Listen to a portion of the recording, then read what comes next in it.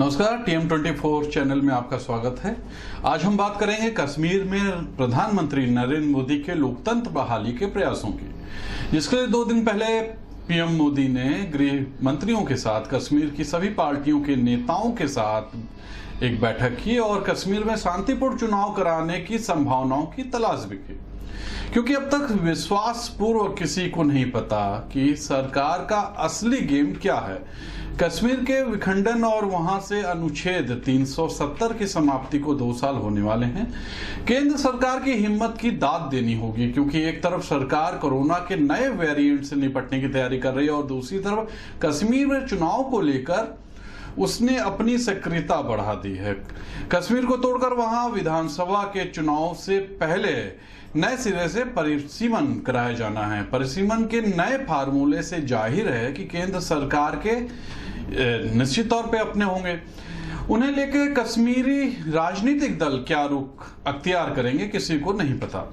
कश्मीर के मामलों में भी कहा जा सकता है कि केंद्र कश्मीर का विखंडन न करता तो वहां भी उसे मुंह की खानी पड़ती।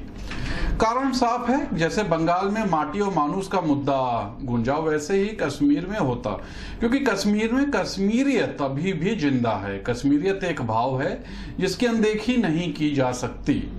पिछले 7 दशकों में कश्मीर के साथ पूर्व की पहले की सरकारें क्या रवैया रहा उनका, इसे बताने की जरूरत नहीं है, दुनिया सब जानती है। जानने की चीज ये है कि क्या अब टूटा हुआ कश्मीर अपनी कश्मीरियत को भूलकर बिना बंदूक और बारूद के राष्ट्र की मुख्य धारा में शामिल होने के लिए राजी हो गया है। कश्मीरियत के मुद्दे से अकेले जम्मू पर थोड़ा असर पड़ा था, लेह लद्दाख पर नहीं, लेकिन अब तीनों अलग अलग हैं।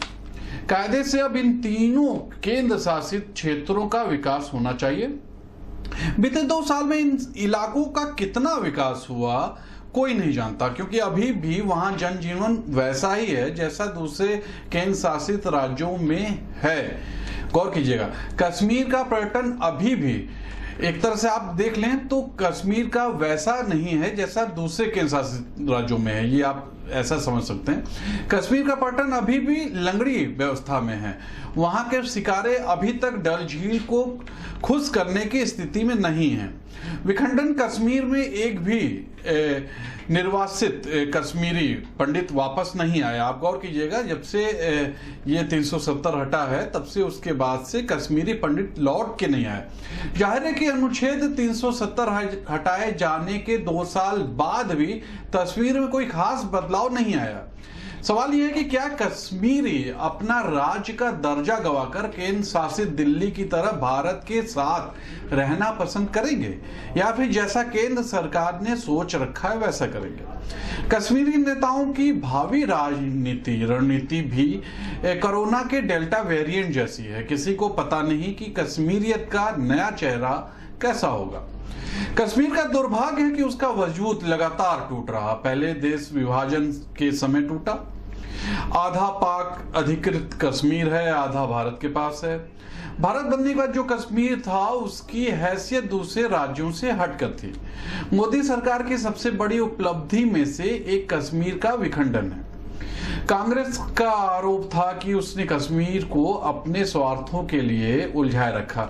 एक तरह से कांग्रेस पर यह आरोप था कि उलझाए रखा। कश्मीर के साथ जो हुआ उसे राष्ट्रीय हित का नाम लोगों ने दिया, इसलिए कोई कुछ नहीं बोला जिस वक्त 370 हटा।